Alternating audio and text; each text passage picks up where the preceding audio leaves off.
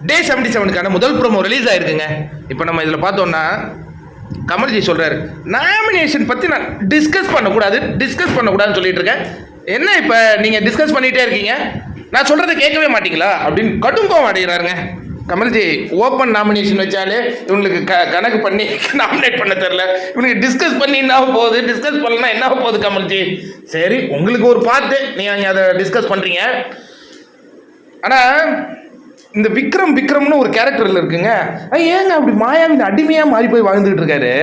அந்த பொண்ணு அந்த இன்னர் எடுத்து காட்டினா கூட நான் போட்டு போங்கிறான். வெக்கம் மானம் சூடு சொரணம் இல்லாத அந்த கோர்ட்டில் சாட்சி சொல்ல வரான். அதுக்கு அடுத்தது காக்ரோச்னு சொல்லி கூப்பிடுறாங்க போல இருக்கு. அது அந்த பையனுக்கு தெரியுமா என்னன்னு தெரியல. கமல்ஜி சொல்லிட்டாரு, காக்ரோச்னு சொல்றீங்களே விக்ரம அப்படிங்கும் போது அவன் ஷாக்கு தானே ஆகணும். சிரிக்கிறாங்க ஆளு.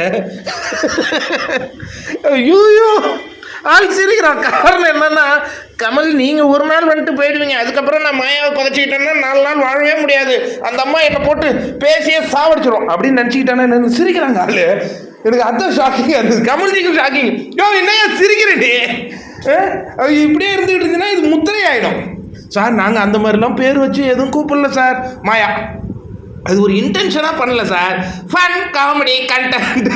ஐயோ மாயாவை பார்த்தா மட்டும் எனக்கு கடுப்பாக வருதுங்க. எது செஞ்சாலும் ஃபன்னு. இவங்க மற்றவங்க வந்து அப்படி இந்த கையில் சின்ன முடிச்சு போட்டால் கூட மேன் ஹேண்டிலிங் சூப்பர் கேரக்டர் இல்லை மாயா. எப்பா முடியலடா சாமி. வேற என்னங்க, அதான் இவன் காக்ரோச்சுன்னு சொன்னான்னு சிரிக்கிறானே, நம்ம என்னத்தை சொல்கிறது விக்ரம்.